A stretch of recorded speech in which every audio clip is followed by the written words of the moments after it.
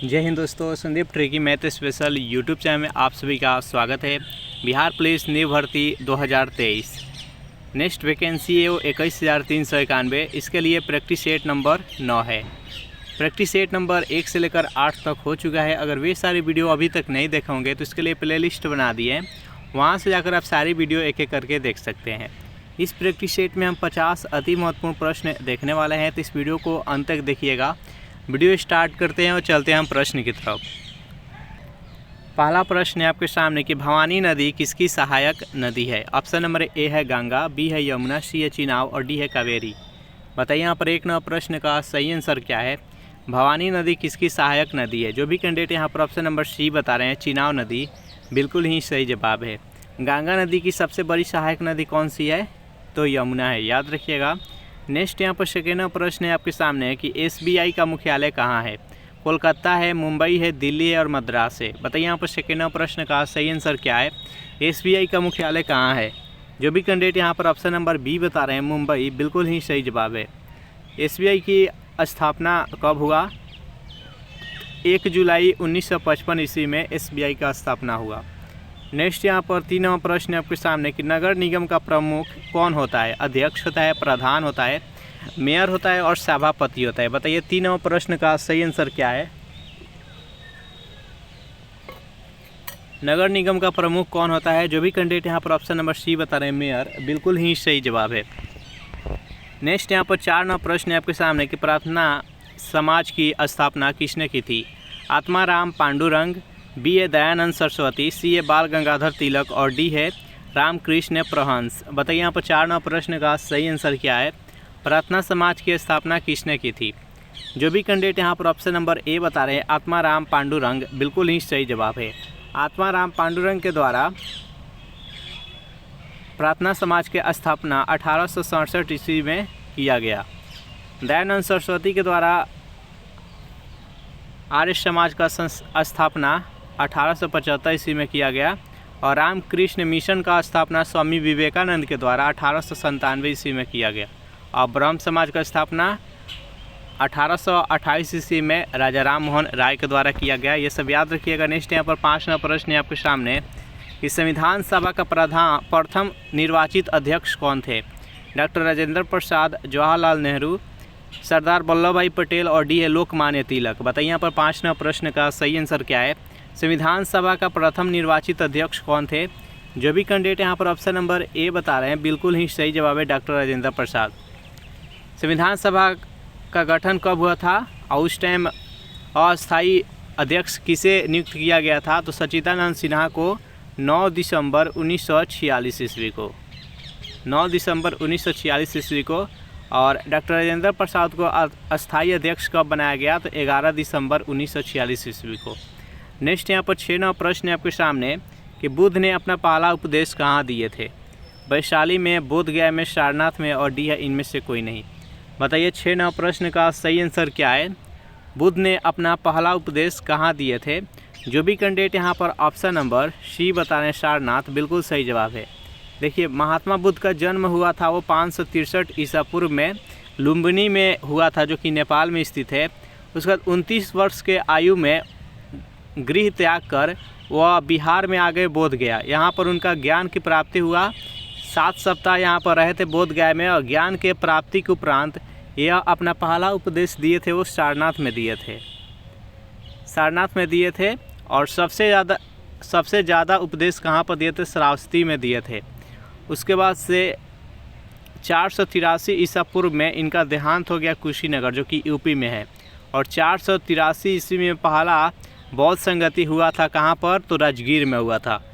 अजातशत्रु उस टाइम शासक थे और अजातशत्रु के समय में ही पहला बौद्ध संगति हुआ था 483 ईसा पूर्व में। उस टाइम इसका अध्यक्ष कौन थे, तो महाकश्यप थे।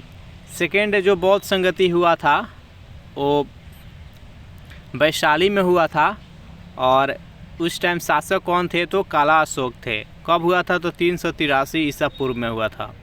बौद्ध संगति कब हुआ था सेकेंड, तो 383 ईसा पूर्व में काला अशोक के समय में वैशाली में। तीसरा बौद्ध संगति हुआ वो पाटलिपुत्र में हुआ। किसके समय में, तो सम्राट अशोक के समय में, याद रखिएगा। 250 ईसा पूर्व में हुआ था। उसके बाद से जो चौथा हुआ था वो कनिष्क के समय में हुआ था, और कहाँ पर हुआ था तो कश्मीर के कुंडल वन में हुआ था वह चौथा बौद्ध संगति। उसका वसुमित्र थे जो कि अध्यक्ष थे, और अश्वघोष थे जो कि उसके उपाध्यक्ष थे। याद रखिएगा, यहाँ से प्रश्न पूछता है। 7वां प्रश्न है आपके सामने कि लॉर्ड कर्जन द्वारा बंगाल विभाजन कब हुआ था? 1906 में, 7 में, 4 में और 5 में। बताइए यहाँ पर 7वां प्रश्न का सही आंसर क्या है? लॉर्ड कर्जन के द्वारा बंगाल विभाजन कब हुआ था? जो भी कैंडिडेट यहाँ पर ऑप्शन नंबर डी बता रहे हैं 1905 बिल्कुल सही जवाब है।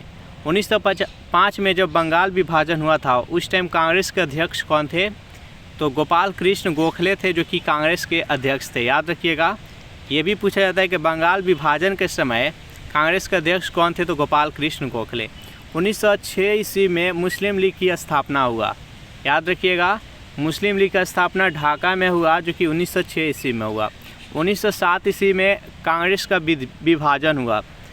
एक प्रश्न पूछा जाता है कि कांग्रेस का विभाजन कब हुआ और किस, उस टाइम कौन अध्यक्ष थे? तो कांग्रेस का विभाजन हुआ 1907 ईस्वी में। राज बिहारी बोस थे कांग्रेस का अध्यक्ष। याद रखिएगा। नेक्स्ट यहाँ पर 8वां प्रश्न है आपके सामने कि लक्ष्मी बरुआ को पद्मश्री कब दिया गया? 2020 में, 21 में, 2022 में और 2019 में। बताइए यहाँ पर 8वां प्रश्न का सही आंसर क्या है? लक्ष्मी बरुआ को पद्मश्री कब दिया गया? ये असम की है। जल्दी से कमेंट कीजिए 8वां प्रश्न का राइट आंसर क्या है। तो 8वां प्रश्न का जो भी कैंडिडेट यहाँ पर ऑप्शन नंबर बी बता रहे हैं 2021 बिल्कुल ही सही जवाब है। तो दोस्तों, नागरिक पुरस्कार के बारे में जान लेते हैं। सर्वोच्च नागरिक पुरस्कार क्या होता है? तो भारत रत्न होता है। सेकेंड नंबर पर कौन आता है? तो पद्म विभूषण आता है। और 3 नंबर पर क्या होता है? तो पद्म भूषण आता है। और 4 नंबर पर पद्मश्री होता है। इस प्रकार सर्वोच्च नागरिक सम्मान का ये क्रम होता है। नेक्स्ट यहाँ पर 9वां प्रश्न है आपके सामने कि इंदिरा पॉइंट कहाँ स्थित है? ग्रेट निकोबार में, लक्षद्वीप में, कन्याकुमारी और डी है, इनमें से कोई नहीं। बताइए यहाँ पर 9वां प्रश्न का सही आंसर क्या है? इंदिरा पॉइंट कहाँ स्थित है? तो भारत का सबसे दक्षिणतम बिंदु कौन सा है? स्थलीय नहीं, उसको जो पानी वाला क्षेत्र है उसको मिलाकर सबसे दक्षिणतम बिंदु कौन सा है? तो ग्रेट निकोबार में स्थित है इंदिरा पॉइंट। और सबसे उत्तरी बिंदु कौन सा है? तो वो है इंदिरा कॉल जो कि जम्मू कश्मीर में स्थित है। नेक्स्ट यहाँ पर 10वां प्रश्न है आपके सामने कि बुंदेलखंड एवं बघेलखंड पठार किसके भाग है? मध्य प्रदेश का, महाराष्ट्र का, गुजरात का। बताइए 10वां प्रश्न का सही आंसर क्या है? तो बुंदेलखंड और बघेलखंड पठार किसका भाग है? तो ये मध्य प्रदेश का है। जो भी कैंडिडेट यहाँ पर ऑप्शन नंबर ए बता रहे हैं बिल्कुल सही जवाब है। 11वां प्रश्न है कि पूर्व से पश्चिम की तरफ बहने वाली नदी कौन सी है? कावेरी, बेतवा, नर्मदा और चिनाब। बताइए यहाँ पर 11वां प्रश्न का सही आंसर क्या है? पूर्व से पश्चिम की तरफ बहने वाली नदी कौन सी है? तो इसका right answer option number C Narmada नदी है जो कि अमरकंटक से निकलती है और मध्य प्रदेश, उसके बाद गुजरात से होते हुए ये खंबात के खाड़ी में जाकर गिरती है, जो कि खंबात का खाड़ी है जो कि अरब सागर का ही भाग है। नर्मदा नदी सबसे सीधी रेखा में बहने वाली नदी कौन सी है? तो नर्मदा नदी है जो पूर्व से पश्चिम दिशा में बहती है और एचुअरी बनाती है ये। उसके साथ ही इस पर एक जलप्रपात है जिसका नाम है धुआंधार जलप्रपात जो कि जबलपुर में स्थित है, मध्य प्रदेश। नर्मदा नदी को गुजरात का जीवन रेखा कहते हैं और नर्मदा नदी पर ही एक बांध है जिसका नाम है सरदार सरोवर बांध। ये सब कुछ महत्वपूर्ण प्रश्न बनता है नर्मदा नदी से, याद रखिएगा। 12वां प्रश्न है कि फिशी की स्थापना कब हुई थी? 1931 में, 1921 में, 1927 और 1925। बताइए यहाँ पर 12वां प्रश्न का सही आंसर क्या है? फिशी की स्थापना कब हुई थी? जो भी कैंडिडेट यहाँ पर ऑप्शन नंबर सी बता रहे हैं 1927 बिल्कुल ही सही जवाब है। नेक्स्ट यहाँ पर 13वां प्रश्न है आपके सामने कि ओम किसका मात्रक है? ऊर्जा का, विभवांतर का, प्रतिरोध का और शक्ति का। बताइए 13वां प्रश्न का सही आंसर क्या है? ओम किसका मात्रक है? तो ओम जो मात्रक है ये प्रतिरोध का है, एसआई मात्रक। जो भी कैंडिडेट यहाँ पर ऑप्शन नंबर सी बता रहे हैं बिल्कुल सही जवाब है। ऊर्जा का एसआई मात्रक क्या होता है? तो ऊर्जा का एसआई मात्रक जूल होता है। विभवांतर का एसआई मात्रक क्या होता है? वोल्ट होता है। शक्ति का एसआई मात्रक वाट होता है, याद रखिएगा। चलिए नेक्स्ट क्वेश्चन देखते हैं। 14वां प्रश्न आपके सामने कि वुशु त्यौहार किस राज्य में मनाया जाता है? सिक्किम में, नागालैंड में, मणिपुर में और मेघालय में। बताइए 14वां प्रश्न का सही आंसर क्या है? वुशु त्यौहार किस राज्य में मनाया जाता है? तो ये नागालैंड में मनाया जाता है। जो भी कैंडिडेट यहाँ पर ऑप्शन नंबर बी बता रहे हैं बिल्कुल सही जवाब है। और एक नागालैंड यहाँ पर आया था कि और याद रखिएगा, हॉर्नबिल महोत्सव किस राज्य में मनाया जाता है? तो भी नागालैंड में ही मनाया जाता है। 15वां प्रश्न आपके सामने कि भारत के प्रथम श्रम मंत्री कौन थे? सरदार वल्लभ भाई पटेल, जगजीवन राम, लाला लाजपत राय और श्यामा प्रसाद मुखर्जी। बताइए 15वां प्रश्न का सही आंसर क्या है? तो जो भी कैंडिडेट यहाँ पर ऑप्शन नंबर बी बता रहे हैं जगजीवन राम, बिल्कुल ही सही जवाब है। नेक्स्ट यहाँ पर 16वां प्रश्न है आपके सामने कि अंडमान द्वीप और निकोबार द्वीप समूह को कौन अलग करने वाला चैनल है? 0 डिग्री, 10 डिग्री, 8 डिग्री और 9 डिग्री। बताइए 16वां प्रश्न का सही आंसर क्या है? तो जो भी कैंडिडेट यहाँ पर ऑप्शन नंबर बी बता रहे हैं 10 डिग्री चैनल, बिल्कुल ही सही जवाब है। सेशन आप लोगों को अच्छा लग रहा है तो वीडियो को लाइक कर दीजिए, अपने दोस्तों के पास शेयर कर दीजिए। और जो भी कैंडिडेट अभी तक इस चैनल को सब्सक्राइब नहीं किए होंगे तो इस चैनल को भी सब्सक्राइब कर लीजिएगा। 17वां प्रश्न है कि पंजाब केसरी के नाम से कौन प्रसिद्ध है? बाल गंगाधर तिलक, सुभाष चंद्र बोस, लाला लाजपत राय और जगजीवन राम। बताइए यहाँ पर 17वां प्रश्न का सही आंसर क्या है? तो जो भी कैंडिडेट यहाँ पर ऑप्शन नंबर सी बता रहे हैं लाला लाजपत राय, बिल्कुल ही सही जवाब है। 18वां प्रश्न आपके सामने स्वतंत्र भारत का प्रथम आम बजट कब पेश किया गया? 1947 में, 1950, 1952, 1961। बताइए यहाँ पर 18वां प्रश्न का सही आंसर क्या है? स्वतंत्र भारत का प्रथम आम बजट कब पेश किया गया? तो 1947 में। जो भी कैंडिडेट यहाँ पर ऑप्शन नंबर ए बता रहे हैं, बिल्कुल ही सही जवाब है। 19वां प्रश्न है आपके सामने कि प्रथम शास्त्रीय भाषा कौन सी है? तमिल है, उर्दू है, संस्कृत है और हिंदी है। बताइए यहाँ पर 19वां प्रश्न का सही आंसर क्या है? प्रथम शास्त्रीय भाषा आपको बताना है। टोटल शास्त्रीय भाषा की संख्या कितनी है भारत में? तो 6 है। सभी के नाम जान लेते हैं। देखिए तमिल है, संस्कृत है, कन्नड़ है, तेलुगु है, मलयालम है और उड़िया है। जैसे हम नाम बोले वैसे ही इसका क्रम भी है। प्रथम इसमें शास्त्रीय भाषा कौन सी है? तो तमिल है, जो कि 2004 में इसको शास्त्रीय भाषा का दर्जा मिला। सेकेंड है जो कि संस्कृत है, जिसे 2005 में शास्त्रीय भाषा का दर्जा मिला। थर्ड और फोर्थ जो है वो तेलुगु और कन्नड़ है, जो कि 2008 में इसे शास्त्रीय भाषा का दर्जा मिला। जो 5वें नंबर पर है वो मलयालम है, जो कि 2013 में उसको शास्त्रीय भाषा का दर्जा मिला। और जो छठा है वो उड़िया है, जिसे 2014 में शास्त्रीय भाषा का दर्जा मिला। इसे याद रखिएगा। नेक्स्ट यहाँ पर 20वां प्रश्न है आपके सामने कि किस पंचवर्षीय योजना का मुख्य उद्देश्य औद्योगिकीकरण था? प्रथम, द्वितीय, तृतीय और 5वीं। बताइए यहाँ पर 20वां प्रश्न का सही आंसर क्या है? किस पंचवर्षीय योजना का मुख्य उद्देश्य औद्योगिकीकरण था? तो 20वां प्रश्न का जो भी कैंडिडेट यहाँ पर ऑप्शन नंबर बी बता रहे हैं, यानी द्वितीय पंचवर्षीय योजना, बिल्कुल ही सही जवाब है। प्रथम पंचवर्षीय योजना जब हुआ था उसमें कृषि पर जोर दिया गया था और 1951 से लेकर 1956 तक प्रथम पंचवर्षीय योजना था। द्वितीय पंचवर्षीय योजना 1956 से लेकर 1961 तक था। और ये किस मॉडल पर आधारित है? तो महालनोबिस मॉडल पर ये आधारित था। इसमें 3 प्रमुख स्टील प्लांट बैठा, प्रमुख विभिन्न देशों के सहायता से। इसके बारे में जान लेते हैं। एक दुर्गापुर बैठा था, एक राउरकेला और एक भिलाई। दुर्गापुर जो बैठा था वो ब्रिटेन की सहायता से बैठा था। उसका जो भिलाई बैठा था वो सोवियत संघ रूस की सहायता से बैठा था। और राउरकेला था वो जर्मनी की सहायता से बैठा था। 21वां प्रश्न है आपके सामने कि मानव में कृंतक दांतों की संख्या कितनी होती है? 4, 6, 8 और 10। बताइए 21वां प्रश्न का सही आंसर क्या है? तो थोड़ा सा दांत के बारे में जान लेते हैं। मनुष्य में दांत 4 प्रकार का होता है। चारों का नाम जान लेते हैं। कृंतक, रत्नक, अग्रचौड़नक और चौड़नक। ये 4 प्रकार के दांत होता है। इसका संख्या जान लेते हैं। जो कृंतक दांत होता है इसकी संख्या 8 होता है। कृंतक दांत का संख्या 8 होता है। जो रत्नक दांत होता है उसका काम होता है चिड़ने फाड़ने का काम रहता है। जो नुकीला रहता है दांत उसकी संख्या 4 होता है। 2 नीचे रहता है और 2 ऊपर रहता है। अग्रचौड़नक होता है उसकी संख्या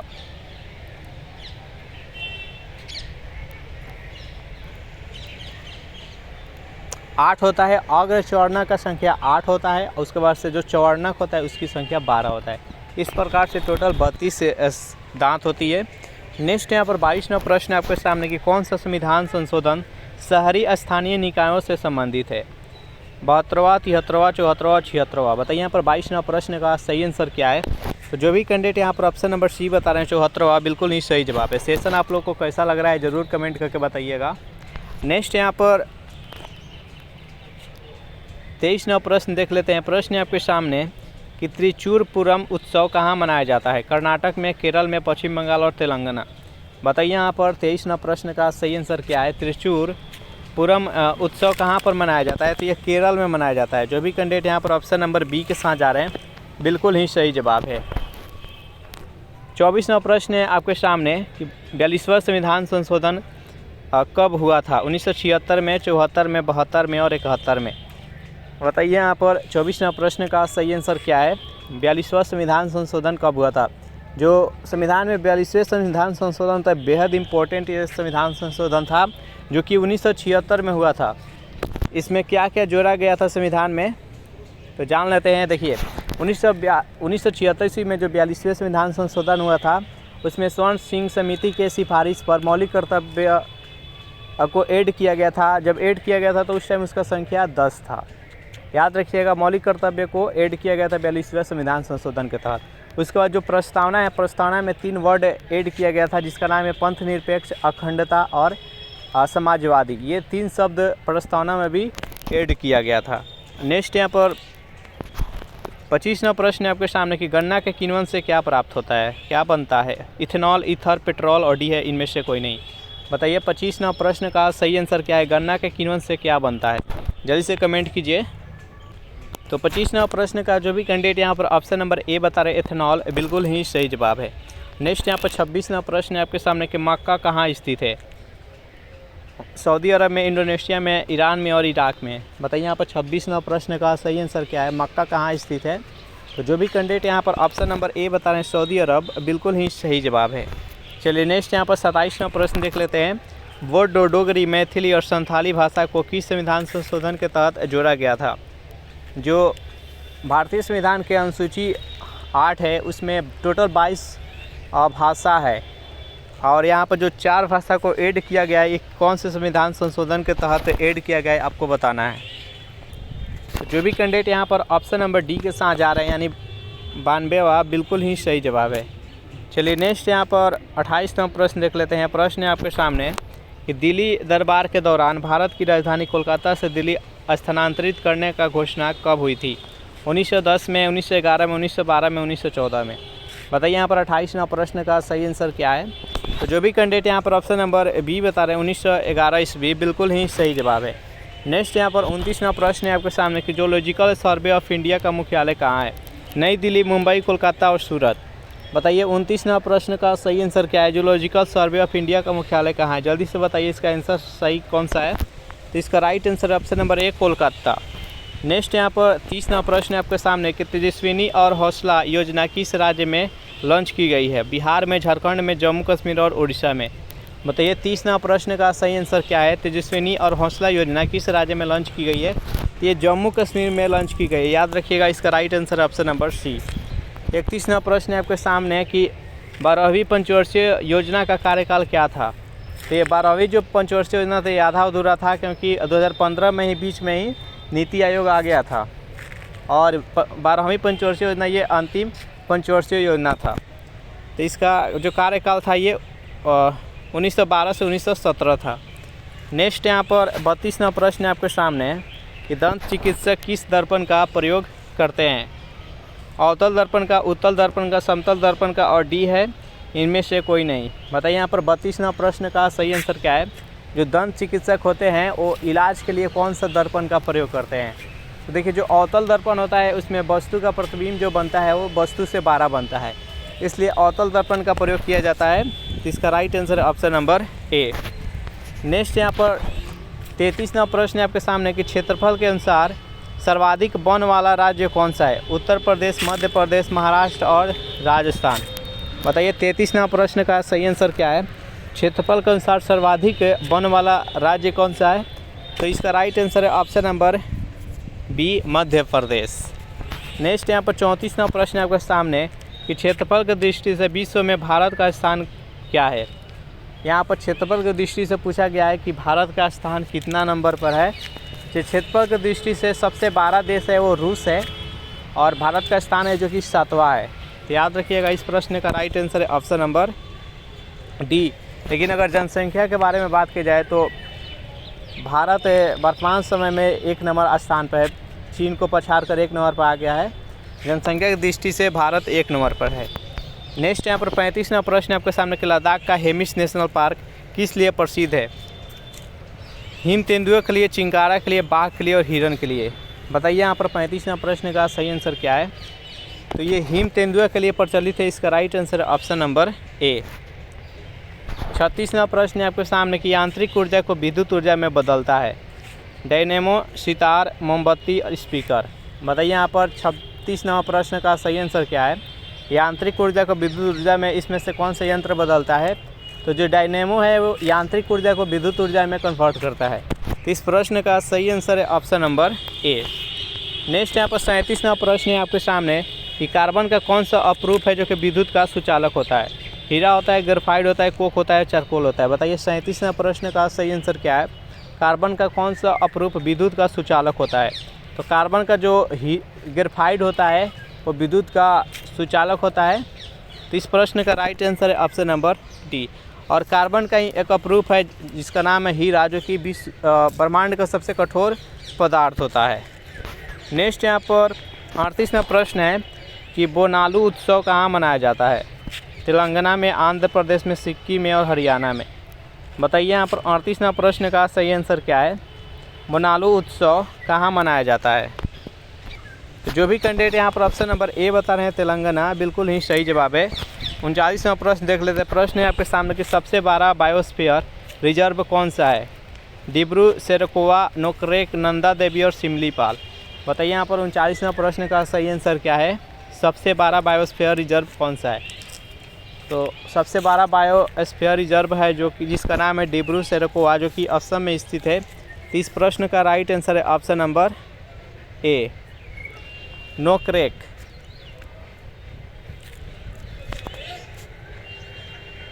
जो कि मेघालय में स्थित है, नंदा देवी जो कि उत्तराखंड में स्थित है, सिमलीपाल जो कि उड़ीसा में स्थित है। तो इस प्रकार से ये सेशन यहीं पर समाप्त हो रहा है। ये सेशन आप लोगों को कैसा लगा ज़रूर कमेंट करके बताइएगा। आप लोग कमेंट करते हैं तो उससे थोड़ा मोटिवेशन मिलता है और अच्छा क्वेश्चन लाने का प्रयास करते हैं हम। तो वीडियो आप लोगों को अच्छा लगा तो वीडियो को लाइक कर दे, शेयर कर दे। Thanks for watching this video. मिलते हैं नेक्स्ट वीडियो में।